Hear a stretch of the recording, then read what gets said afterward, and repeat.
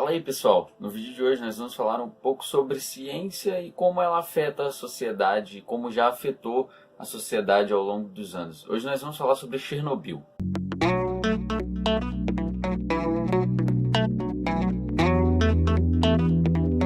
Primeiro vamos falar de Pripyat, a cidade onde se localiza a usina nuclear de Chernobyl, ou pelo menos o que sobrou dela hoje em dia. Pripyat foi fundada no norte da Ucrânia no dia 4 de fevereiro de 1970, ali apenas para os trabalhadores da usina nuclear, e foi só oficialmente proclamada como cidade no ano de 1979. Durante a Guerra Fria, a União Soviética investiu fortemente no desenvolvimento de sua tecnologia nuclear. A usina nuclear de Chernobyl se encontrava ali aos arredores da cidade de Pripyat. A ideia principal era que a usina tivesse 6 reatores, no entanto apenas 4 estavam operantes e os outros 2 nunca sequer foram concluídos.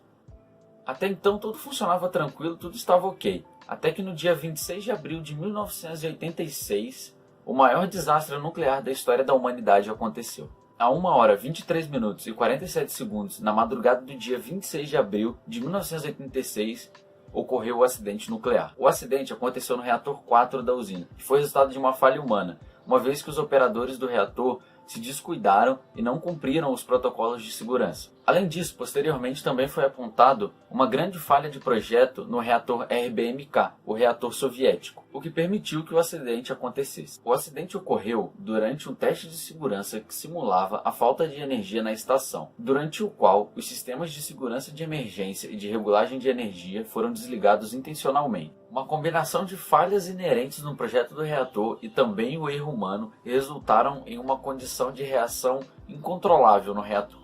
A água que resfriava o reator foi instantaneamente superaquecida e transformada em vapor, causando assim uma explosão de vapor destrutiva e um incêndio que lançou grafite ao ar livre. O fogo foi finalmente contido em 4 de maio de 1986. Durante o acidente, os efeitos da explosão de vapor causaram 2 vítimas, uma imediatamente após a explosão e outra por uma dose letal de radiação. Nos próximos dias e semanas, 134 militares foram hospitalizados com a síndrome aguda de radiação, também conhecida como SAR. 28 bombeiros e funcionários também morreram de SAR nos meses seguintes. Além disso, cerca de 14 óbitos também foram registrados por câncer induzido de um grupo de 184 sobreviventes do dia da explosão. Mesmo após o acidente nuclear, muitas famílias se negaram a sair da cidade, deixando para trás suas casas, suas vidas e seus amigos. Claro, correndo um enorme risco à saúde. A população de Pripyat era aproximadamente de 49.360 pessoas. A cidade documenta bem a era mais tardia da União Soviética, visto que os edifícios abandonados de apartamentos, hospitais e etc.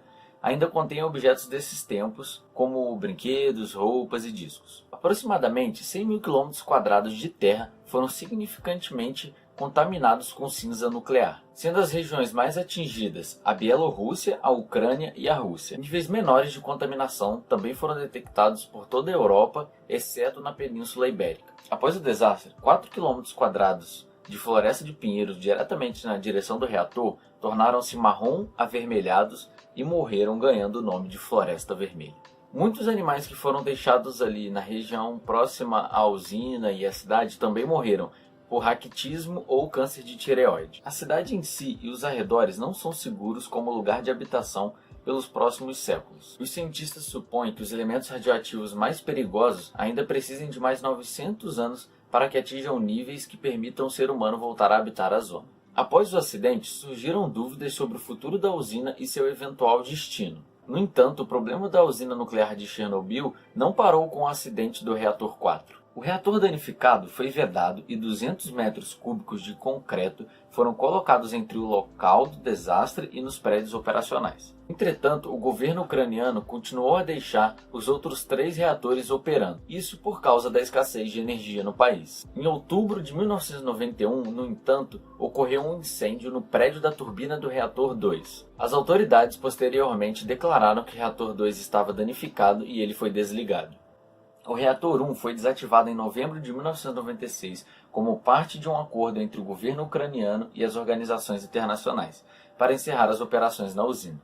Em 15 de dezembro de 2000, o presidente da Ucrânia desligou pessoalmente o reator 3 em uma cerimônia oficial, fechando todo o local. A história de Pripyat não termina por aí. No ano de 2007, o poeta brasileiro Márcio André foi até a cidade e realizou a primeira conferência poético-radioativo de Pripyat, com direito à leitura de poemas entre os escombros da cidade fantasma.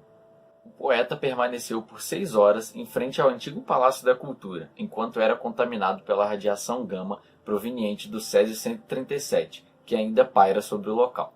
O nível seguro de exposição à substância é de no máximo 2 horas. O acidente nuclear de Chernobyl foi o maior acidente nuclear da história, tendo causado a morte de milhares de pessoas e apressando o fim da União Soviética. É interessante apontar também que, devido à ausência de ocupação e atividade humana na região, a biodiversidade tem voltado aos poucos. Chernobyl é hoje a maior reserva natural da Europa e ali são encontradas mais espécies do que antes. Chernobyl é um exemplo de como um ecossistema pode ser reconstruído ou conservado em plenitude, quando não há presença humana e as suas atividades são extremamente limitadas. E mesmo uma usina nuclear que deu errado pode ser muito menos danosa para o meio ambiente do que uma usina hidrelétrica que deu certo.